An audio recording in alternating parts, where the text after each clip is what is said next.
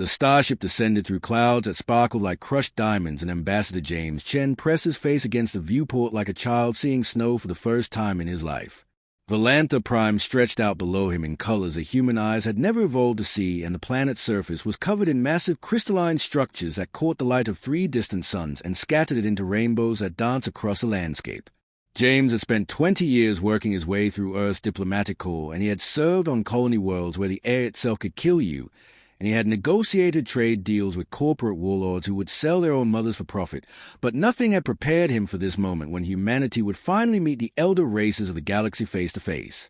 The galactic sovereignty had watched humanity for 300 years as a young species spread from their home world to nearby systems, and they had debated among themselves whether these newcomers were worth acknowledging or whether they should be quarantined like a disease before they could spread any further.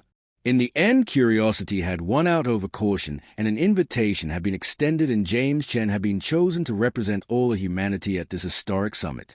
His aide, Lieutenant Sarah Okonkwo, stood beside him with a dark skin reflecting the alien light, and her expression carefully neutral, as befitting a military officer on a diplomatic mission.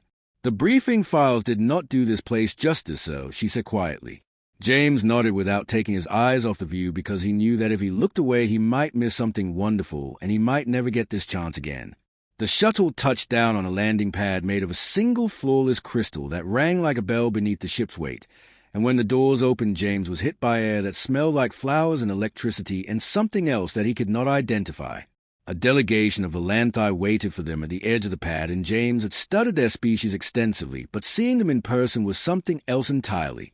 They stood nearly 8 feet tall, with bodies that seemed to be made of living light trapped in vaguely humanoid shapes, and their skin shifted through colors as they moved, and their eyes were pools of silver that reflected everything around them like mirrors.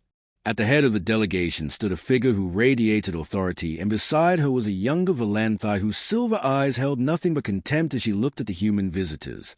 James walked forward with the confidence he had learned to fake over decades of practice, and he stopped at what he hoped was an appropriate distance and inclined his head in the gesture of respect he had been taught. "I am Ambassador James Chen of the United Earth Coalition, and I bring greetings from my people to the Valanthi and to all the members of the galactic sovereignty." The elder Valanthi responded in a voice that sounded like wind chimes in a storm, and the translation device in James's ear converted her words into English with only a slight delay. "I am High Sovereign Meleval Soornis, and I welcome you to our world in the spirit of understanding between peoples, and I present to you my daughter Princess Kalith, who will serve as your guide during your stay among us." The younger Valanthi stepped forward, and the colors shifted to darker shades that James had been warned indicated displeasure or hostility, and when she spoke her voice carried an edge that needed no translation. "The sovereignty has decided to acknowledge your species, and so I will perform my duty as honor demands, but let us not pretend that this is anything more than it is." Sarah stiffened beside James, but he kept his expression pleasant and his voice calm because he had dealt with hostile negotiators before, and he knew that reacting to provocation only made things worse. "I appreciate your honesty, Princess Kalith, and I hope that our time together will give us both the opportunity to learn from each other." Kalith's colors flickered in a pattern that might have been surprise or amusement or something else entirely, and she turned without another word and began walking toward the massive crystal palace that dominated the horizon. The diplomatic summit was scheduled to last 1 lunar cycle, which translated to roughly 3 Earth weeks, and during that time representatives from all 12 elder species would have the chance to meet with James and evaluate whether humanity deserved a place among the civilized peoples of the galaxy. James understood that most of them had already made up their minds, and that this summit was largely a formality meant to confirm humanity's status as a minor species unworthy of serious consideration, but he also knew that first impressions could be changed and that patience was a diplomat's greatest weapon. The first week passed in a blur of formal meetings and carefully worded conversations, and James learned to navigate the complex social hierarchies of the sovereignty while Sarah watched his back and kept detailed notes on everything they observed. Kalith was present at nearly every event, and she made no effort to hide her disdain for the human ambassador and his primitive species, and she seemed to take particular pleasure in pointing out the many ways that humanity fell short of galactic standards.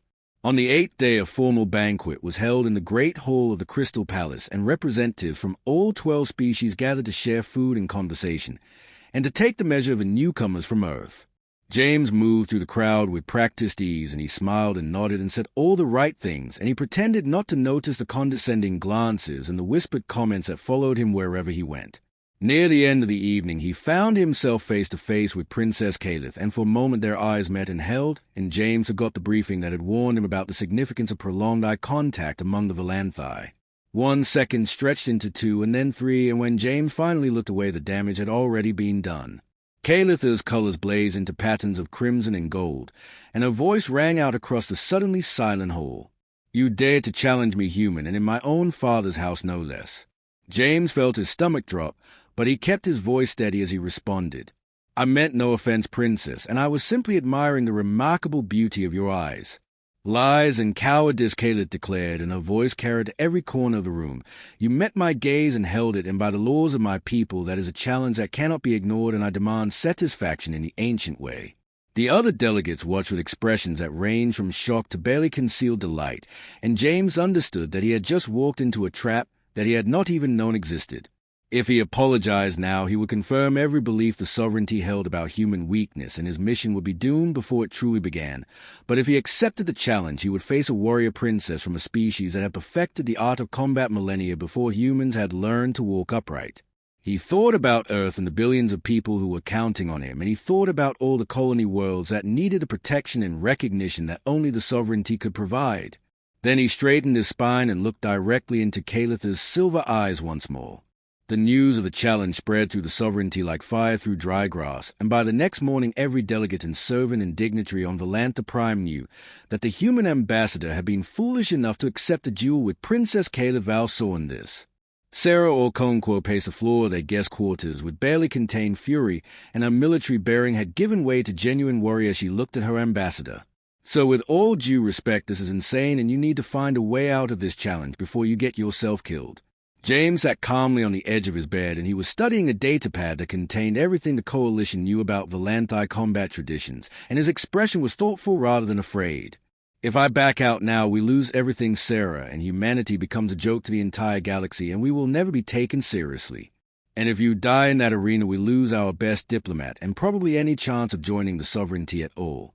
James set down the datapad and looked at his aide with eyes that held secrets she had never suspected. "I appreciate your concern, Lieutenant, but I need to tell you something about my background that was not included in my official file." Sarah stopped pacing, and her eyebrows rose in surprise because she had thought she knew everything there was to know about Ambassador Chen. "Before I joined the diplomatic corps, I spent 15 years in special operations, and I served on the frontier worlds where colony ships disappeared, and where pirates raided supply convoys, and where sometimes the only law was the one you could enforce with your own 2 hands.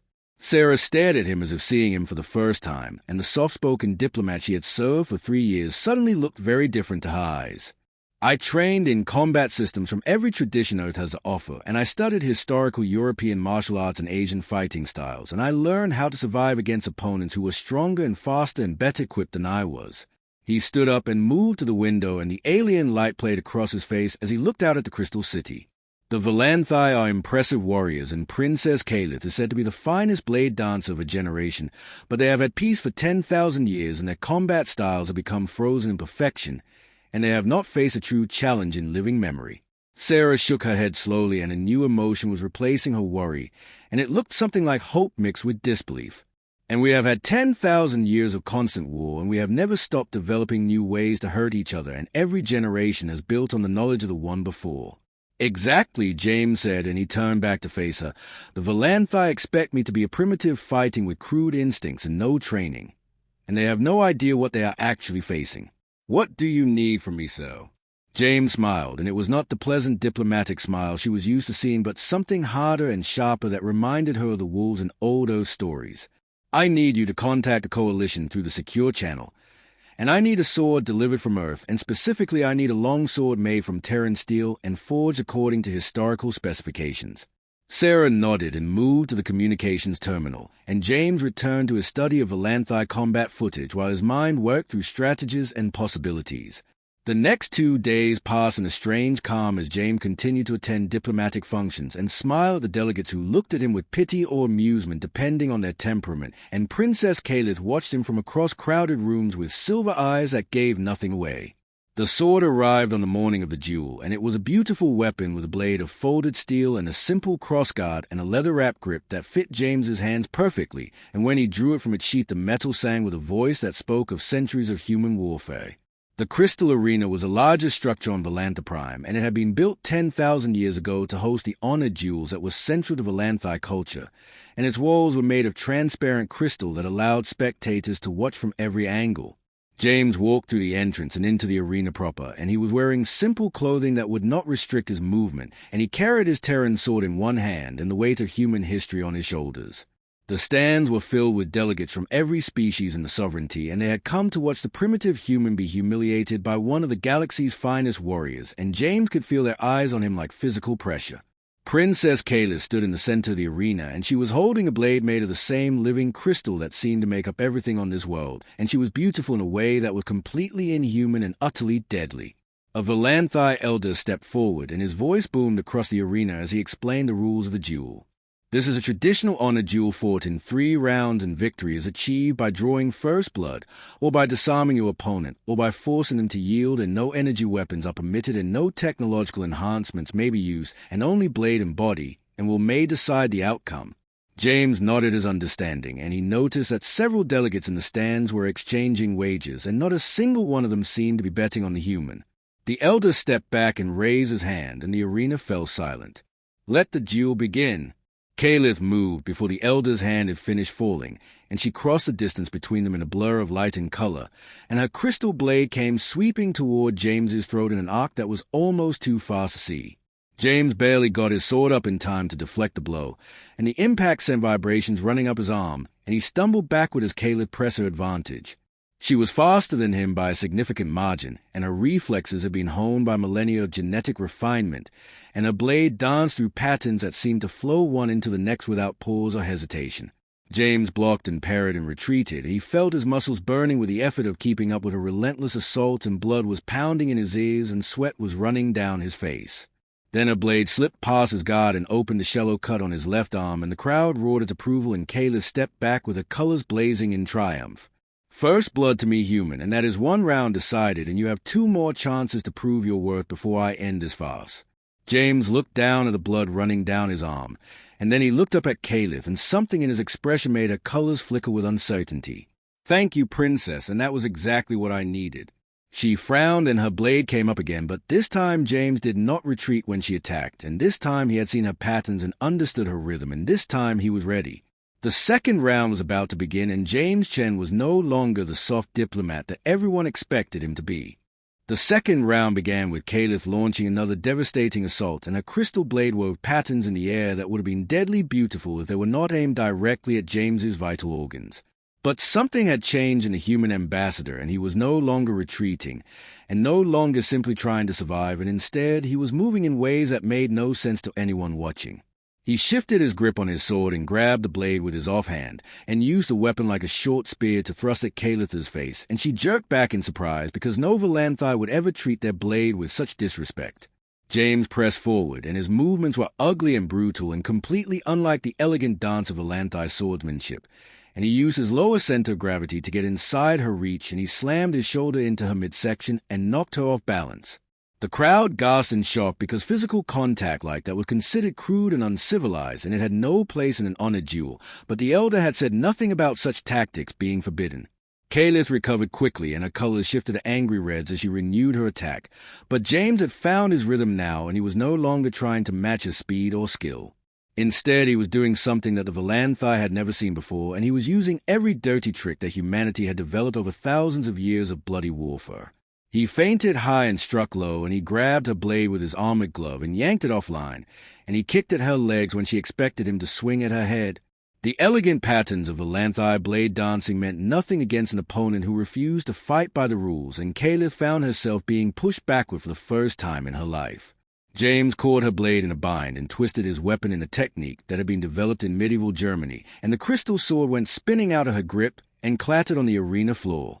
The arena fell completely silent, and no one could believe what they had just witnessed, and Kayla stood frozen with her empty hands raised and her colors cycling through shades of shock and confusion. "Second round to the human," the elder announced, and his voice sounded strained as if he could not quite believe the words coming out of his own mouth. The stands erupted in a chaos of voices as delegates argued about what they had just seen, and some accused the human of cheating, while others pointed out that he had followed every rule of the duel. Kaelith retrieved her sword, and her colors had settled into a cold blue that James did not recognize, and when she spoke her voice was quiet, but it carried across the arena. "How did you do that, and what kind of fighting is this that you practice?" James rolled his shoulders and winced slightly because a cut on his arm was still bleeding and his muscles were screaming from the exertion, but he did not let any of that show on his face. "My people call it Combat Princess, and we have been perfecting it since before your ancestors built their first cities. That is not combat, and that is chaos, and there is no beauty in it and no honor." James smiled, and it was not a pleasant expression. "You are right, and there is no beauty, and there is no honor, and there is only survival, and my people learned long ago that survival matters more than elegance." The third round was announced, and both fighters returned to their starting positions, and James could feel the weight of every eye in the arena pressing down on him, and he could feel the blood soaking through his sleeve, and he could feel his body demanding rest that he could not afford to take. Kaelith stood across from him with her crystal blade held ready, and her posture had changed in subtle ways that told James she was no longer underestimating him, and she was going to bring everything she had to this final round. The elder raised his hand, and the arena fell silent once more, and James took a deep breath and centered himself the way his old combat instructor had taught him 20 years ago. The hand fell, and Kaelith did not rush forward this time, but instead began circling and looking for an opening, and her movements were more cautious than before and more deliberate. James circled with her, and he watched her feet and her shoulders and her eyes, and he read the tension in her body the same way he had read hostile enemies on a dozen different worlds. She struck without warning, and her blade came from an angle he had not expected, and he barely managed to deflect it, and the force of the blow staggered him backward. Kaelith pressed her advantage, and her attacks were faster now and more varied, and she was adapting to his unorthodox style, and she was learning from every exchange. James felt himself being pushed back toward the edge of the arena, and he knew that if she cornered him he would lose because her speed would overwhelm his tricks in a confined space. He needed to end this quickly, and he needed to do something that she would never expect, and he needed to accept pain as the price of victory. Kaelith lunged forward with a thrust aimed at his heart, and James did not block, and he did not parry, and instead he twisted his body just enough that the crystal blade pierced his shoulder instead of his chest. The pain was incredible and white-hot, and it burned through his body like fire, but he had been trained to fight through pain, and he had been trained to use every weapon available, including his own suffering. His left arm clamped down on Kaelith's sword arm and trapped it against his wounded body, and his right hand brought his long sword up to her throat before she could react. The arena was silent, and no one breathed, and Kaelith's colors were shifting through patterns that James could not read, and her silver eyes were wide with shock. "Yield," James said, and his voice was steady despite the blade buried in his shoulder. Kaelith stared at him for a long moment, and then her colors settled into something that looked almost like wonder. "I yield," she said, and her voice carried across the silent arena, "victory to the human." James released her arm and pulled himself off a blade, and the pain nearly dropped him to his knees, but he stayed standing through sheer force of will. The elder stepped forward, and his voice was shaking as he made the announcement. "The duel is decided, and the human ambassador has won 2 rounds to 1, and his honor is satisfied." The delegates in the stands were in chaos, and some were shouting in anger while others sat in stunned silence, and the carefully ordered universe of the galactic sovereignty had just been turned upside down by a single human with a simple steel sword. James looked across the arena at Kaelith, and she was staring at him with an expression he could not identify, and her colors were still cycling through that strange pattern of wonder. "Who are you?" she asked quietly, and her voice held no contempt, now only confusion, and something that might have been the beginning of respect. James smiled despite the pain and the blood loss and the exhaustion that was threatening to overwhelm him. "I am just a human princess, and there are billions more like me back home." Then his legs gave out, and he collapsed to the crystal floor, and the last thing he saw before darkness took him was Kaelith running toward him with her colors blazing in alarm. James woke up in a bed that felt like lying on a cloud, and the ceiling above him was made of crystal that caught the light of the 3 suns and scattered it into gentle rainbows across the room. His shoulder ached with a deep throbbing pain, but when he touched it he found smooth skin instead of the wound he expected, and he realized that Valanthi medical technology must be far more advanced than anything on Earth. Sarah was sitting in a chair beside his bed, and her face was tight with worry, but her eyes lit up when she saw him awake.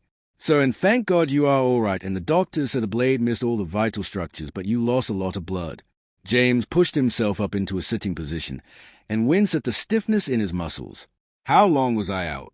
16 hours, and you missed quite a lot of excitement, because the sovereignty delegates have been arguing about the duel ever since it ended."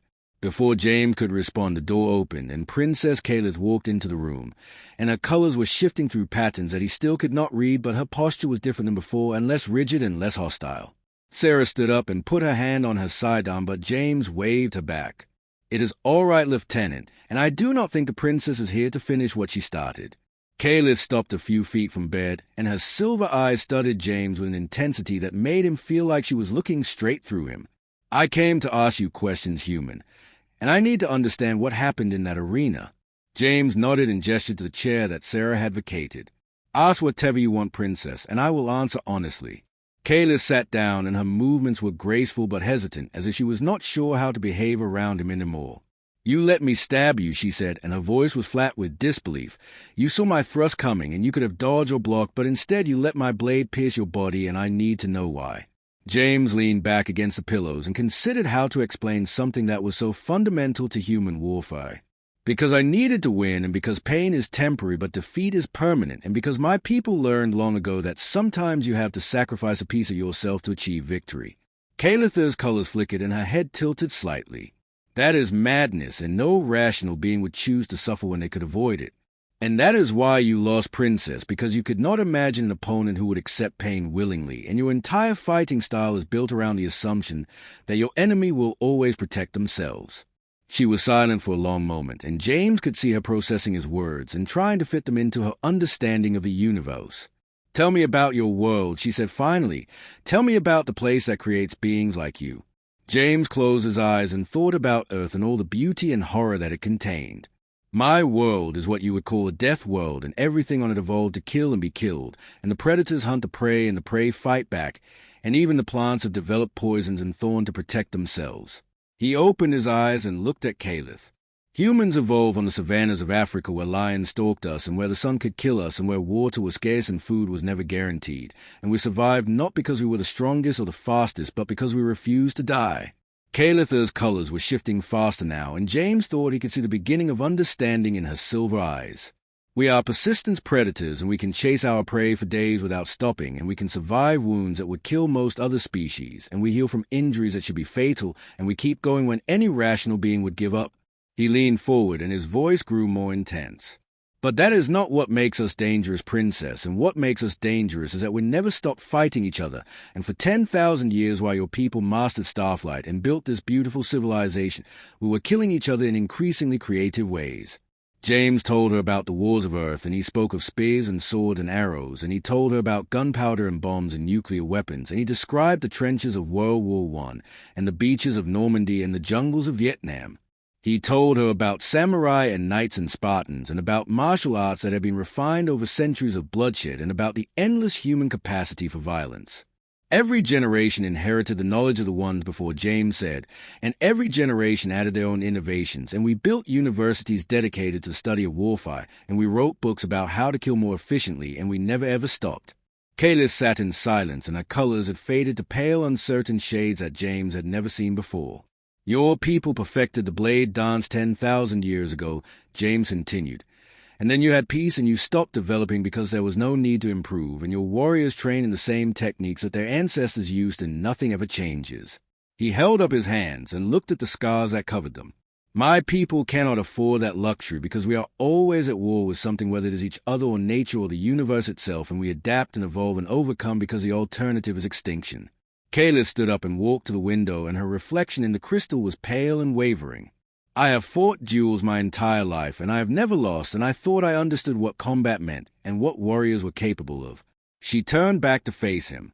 "But you showed me that I know nothing, and that my people know nothing, and that we have been living in a dream while your species has been forged in nightmare." James shook his head. "We are not monsters, Princess, and we are capable of great beauty and kindness and love as well as violence, and we did not come to the stars to conquer but to find our place among the other peoples of the galaxy." He met her silver eyes with his own brown ones. "But if anyone threatens what we love, then they will discover exactly what 10,000 years of warfare has made us capable of." Kalith stared at him for a long moment, and then her colors shifted into something warm and golden that James thought might be the Valanthi equivalent of a smile. "I misjudge your species, Ambassador Chen, and I think perhaps the entire sovereignty has made the same mistake." She walked back to the bed and extended her hand in what James recognized as a human gesture of friendship.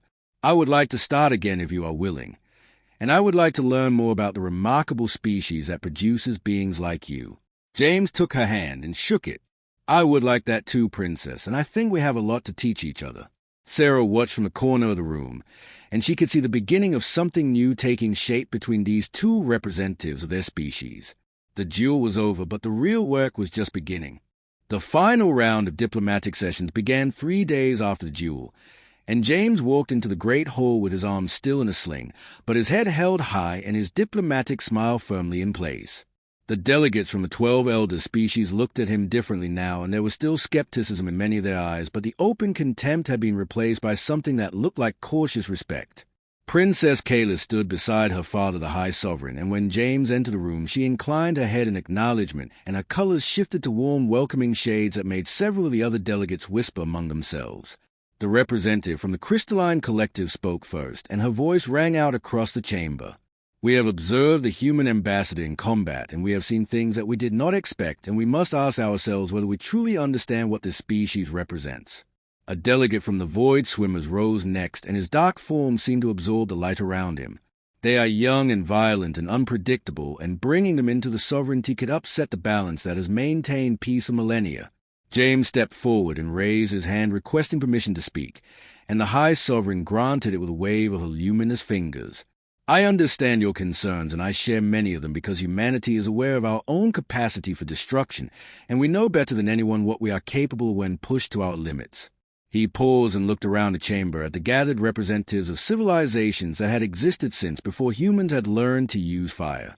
"But I would ask you to consider something else, and I would ask you to consider what my species has achieved not because of our violence, but in spite of it." James began to walk slowly through the chamber, and his voice carried to every corner. "We come from a world that tried to kill us at every turn, and we survived, and we built civilizations, and we created art and music and literature, and we developed sciences that allowed us to reach for the stars." He stopped in front of the Void Swimmer delegate.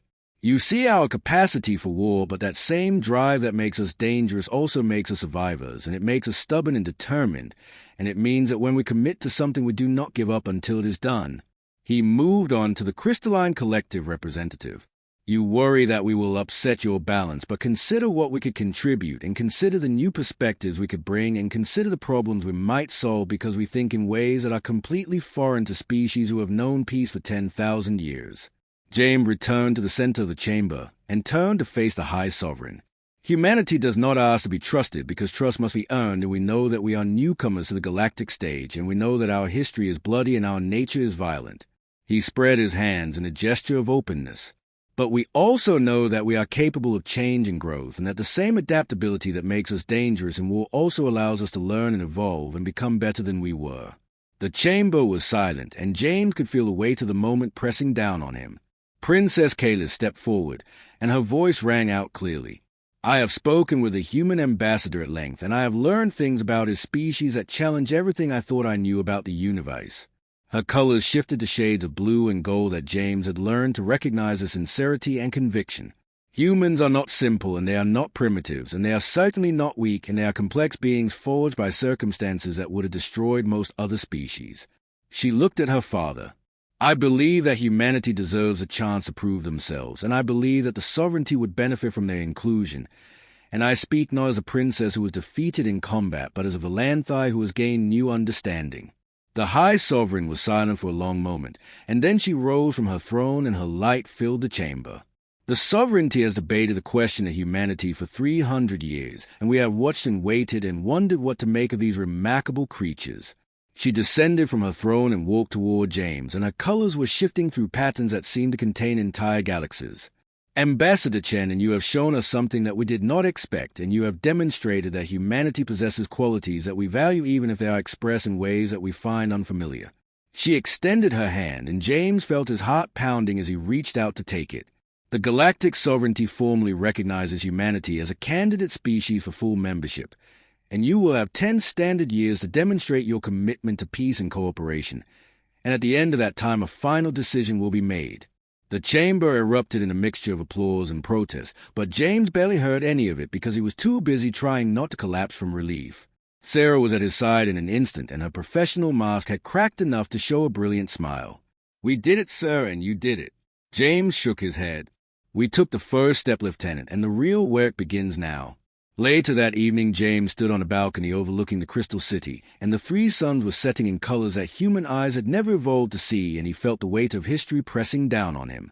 Caleb appeared beside him, and they stood in comfortable silence for a long moment. "What will you do now, Ambassador?" James smiled and looked out at the alien sunset. "I will go home and report to my government, and then I will begin the long process of helping my people understand what we have gotten ourselves into." Caleb nodded, and her colors shifted to thoughtful shades.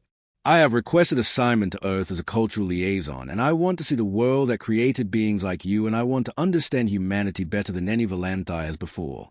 James looked at her in surprise. "That will not be easy, and Earth is very different from Valanta Prime." "I have learned that difficult things are often worth doing," Kayla said, and her colors shifted to something that looked like amusement. "A human taught me that." James laughed, and the sound echoed off the crystal walls. 20 years later, Princess Kayla Val Soander stood before the full assembly of the galactic sovereignty and argued for humanity's full membership with the passion of a true believer. She spoke of human art and music and science, and she spoke of their capacity for kindness and their determination to protect those they loved, and she spoke of the remarkable species that had emerged from a deaf world to reach for the stars. When a young Valanthi asked her afterward why she had become humanity's greatest advocate, she smiled in the way she had learned from her human friends. "Because they are the only species I have ever met who truly terrify me, and they are also the only ones I would trust at my back when darkness falls." She looked out the window at the stars. "Humans taught me that those two things are not contradictions, and that is perhaps the most human lesson of all." Somewhere across the galaxy, Ambassador James Chen received word that humanity had been granted full membership in the galactic sovereignty, and he smiled and raised a glass of whiskey to the stars.